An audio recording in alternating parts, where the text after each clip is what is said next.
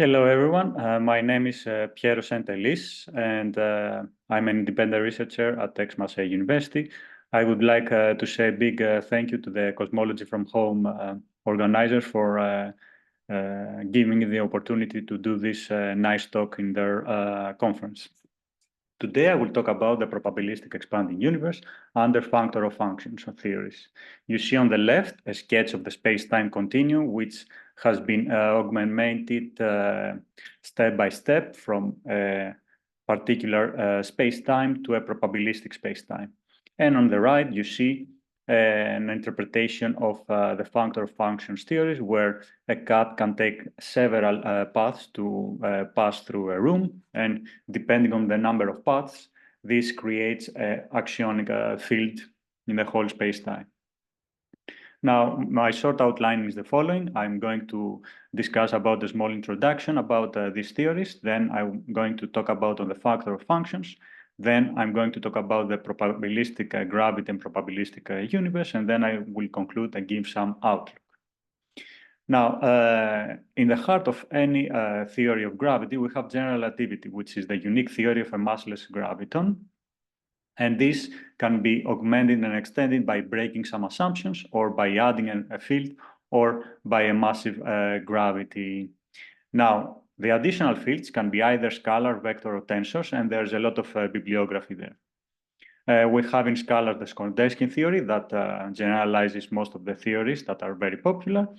And in breaking the assumptions, we might break the isotropy in homogeneity, locality, or consider extra dimensions and these newly discovered probabilistic dimensions. Furthermore, an additional theoretical framework is the functor-of-function theories that can be extending all these theories. Now, let's discuss about functor-of-functions. Now, here we have an action, which is basically the integral of the Lagrangian energy density. And functor is the generalization concept of functionals. Functional is the generalization concept of functions. And action in physics is a quantity which is the product of energy with time. Now, action is a quantity which tells us the amount of possible ways a particle can travel from one point to another within a certain region. And when we combine these ideas together, functor-of-functions, among other things, it can predict the existence of axionic fluctuations and field particles, which are the analog of energetic topological fluctuation field particles in nature. Of course, this type of function can be generalized, and we can have integral of functions from a space of actions that we have there, and this can build effective field theories as well. And there is a whole set of this kind of functor action mathematical objects that we can define a set of functor functions. Now, there are limits that we can get from these theories, from functor of functions, such as the general relativity, Hordensky inflation effective theory, string theory, and others. An example is shown here. So here you see on the left the set of all functor functions, and this includes the element of an integral of some actions. This integral can be specified from 0 to the s, for example, in the GR limit from 0 to the action of GR. And if we take this integral, we get the actual curvature, SR, and matter actions. And of course, these are the details of what are the components of each action. Now, the same can happen for an exotic theory, such as the string. So the string limit of the functor function theories is the following. The integral will go from 0 to the action of the string.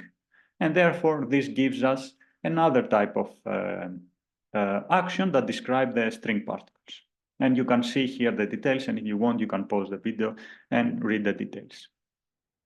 Now, we have some predictions of modification of Einstein field equations that can be as follows. We start with a new action, which includes the curvature action, SR, multiplied by a coefficient beta SR, plus some parameter A SM, plus the action of matter SM, plus some exotic action S3 prime. When we do that and we take the action principle, variation of action, then we end up with this type of equations, which are basically the modified Einstein field equations. And you see that here, this beta parameter can be taken to the left-hand side and modify the Newtonian gravitational constant. And this term here, which is the prediction of axionic fields, is related to the Lagrangian tensor that make us work out the expression for the Einstein field equations and its modification. Now, let's see how we can build a connection with observations.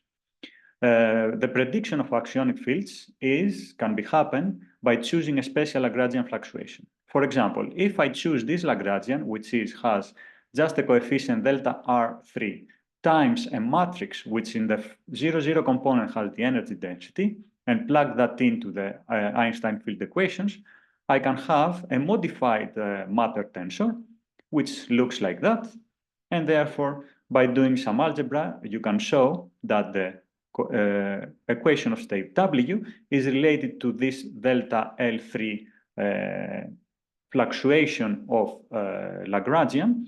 And if we constrain the equation of state, then we can constrain this fluctuation of the Lagrangian, which means we constrain the axionic fluctuations.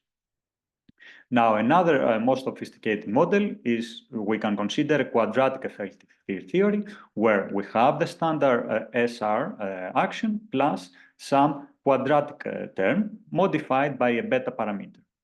When we take the stationary action principle, we end up with this type of equations, where you can see now the gravitational effective constant is related to the actual gravitational constant modified by this type of integral. And this gives us the expression for the modification of the effective gravitational constant. Now, let's see how we can interpret this type of action. The action and functor-of-action theories. The action answers to the question, what is the number of all possible routes a cat can use to pass through its room? It can take several paths. It can jump to the wall, it can jump up and down, it can take this path, but for simplicity, let's take only two paths, x1 and x2. Now, if I have the same exact room in size and similar size cat that tries to pass through this room, but now this room has a blockage inside, then the cat can take this path, but it cannot take this path because this is blocked by the block inside. Therefore, if we can consider that these two states, in the first case, x1 is possible for both rooms, but the second path is not possible for the second room. And if we can generalize this concept, we can see that these two rooms, if they can be in distance between them. So there is some space in between these two action calculations. Therefore, there is an axionic field everywhere, such as this type of field. Now, quantum mechanics suggests that if there is an axionic field everywhere, then this means there is an axionic field particle. And therefore, this is how we can predict the axionion field particle. Now, let's go to the second part of the talk and talk about probabilistic universe. Now, remember that we have general relativity, breaking some assumption, massive gravity, and additional fields. In the breaking assumptions, we can consider probabilistic dimensions, where we have extra dimensions in the universe. However, they have a probabilistic nature, and they can combine together to give us the 4 dimensions. Now, we have some evidence from a semi-analytical model which found that the dimensions are 4 plus or minus 0.1 from gravitational wave estimates, as these people have found part of Fishbach holes in 2018. Now, this indicates us that indeed probabilistic dimension might exist there, therefore we can build such models. Now, let's start with a space-time continuum in 2 dimensions that looks like that. One axis is the time and one axis is the space. Now, a curved 2D dimension would look like that, where the path of the coordinates have been curved. Now, we can do a step further and assume a 2D curve probabilistic space-time, where you see these dimensions have some time, let's say, dependence that appear and disappear with time. or they can have different type of fluctuations that have probabilistic nature and change with time or with space. And that's all about the idea of probabilistic dimension in a schematic way. Now, also, we can have an expansion of a 2D spatial curve probabilistic dimension where we have one that can expand through time. Therefore, we can build these notions in a mathematical way. And here, what we have used basically is concepts from categories, category theory, and functors, basically, to build these notions. Now, let's see. The dimension can be taken from a Gaussian distribution, and therefore, the actual dimension that we have now can be the mean value of this Gaussian distribution. And since we change the number of dimensions, it means that we need to modify the topology, the metric, the manifold, the curvature tensor, and the matter content evolution. Therefore, the new probabilistic action would look like that, where you see I have replaced with the actual 4-dimension a mean dimension that comes from an effective average.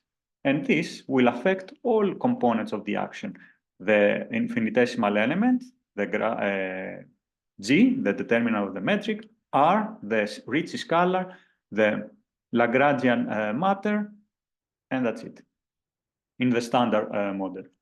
Now, this is a sophisticated and simple modifications that we can do. So let's focus on simple modifications.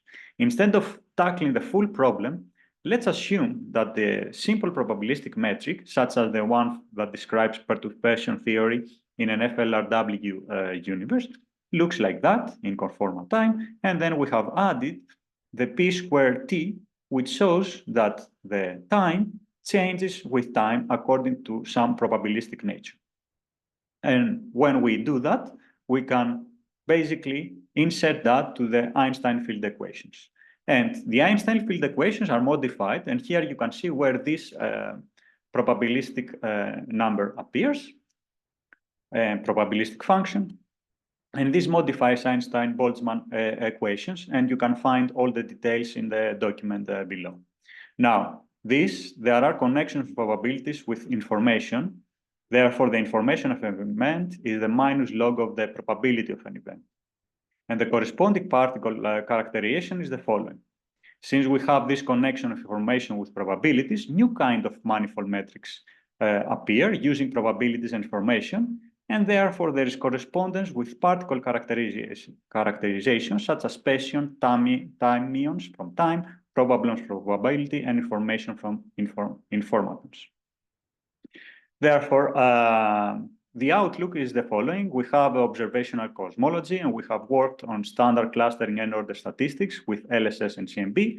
We have exotic statistics and test of lambda CDM model, fractal dimension homogeneity, void alignment alpha statistics, and some theoretical cosmology of functor-of-action theories, prediction of axionic fields, and probabilistic dimension. In the future plan is to develop further 3 axes of research, the functor-of-function through category theory, probabilistic and informatic model, statistical tests of the above theory, and collaboration on models and tests with other cosmologies. So I would like to thank you for listening me, and talk to you soon. Bye-bye.